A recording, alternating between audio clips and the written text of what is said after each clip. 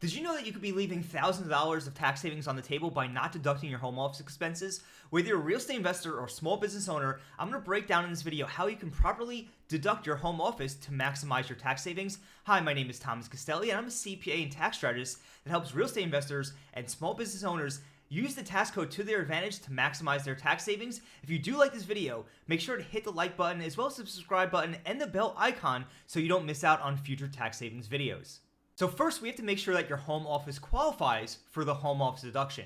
So in order for it to qualify, it needs to be used exclusively for business purposes, and it is your regular place of business. This means it's the place you're typically meeting with clients, and if you don't have clients that you're meeting with, because maybe you're a real estate investor and a lot of the work you do is outside of the office, then it needs to be the place where you're handling your administrative tasks. Again, it needs to be your principal place of business, and it needs to be used exclusively for business purposes. So that means no kids' playrooms, no Netflix binge watching, and it's not a place to store your surfboards. And we've seen that before. You definitely don't want to do that. It needs to be used, again, exclusively for business purposes, and needs to be your principal place of business.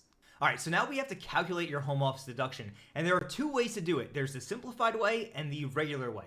So the simplified way allows you to deduct $5 per square foot of your home office up to 300 square feet for a maximum deduction of $1,500. Pretty simple, right? But if you want to go bigger, you're going to have to use the regular method, and the regular method requires actually calculating your actual expenses, including rent, utilities, mortgage interest, office furniture, supplies, and even repairs. So you need to figure out the business portion that's used for your home. And it's not as complicated as it sounds. There's kind of two different ways you could do it that are commonly used in practice. And the first one is going to be taking the square footage of your home office and dividing it by the total square footage of your home.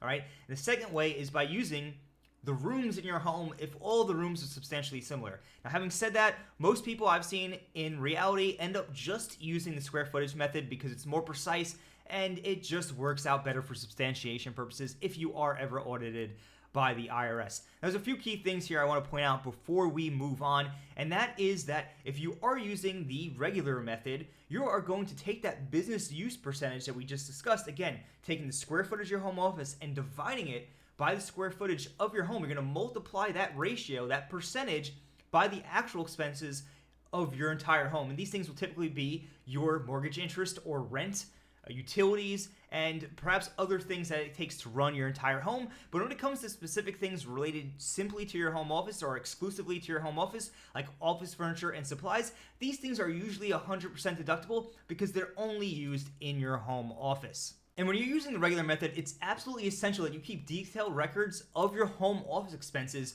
so that you can substantiate them if you are ever in an audit. Now, when it comes to claiming the home office on your tax return, this will typically be handled by your tax preparer or CPA or EA, whoever you're working with.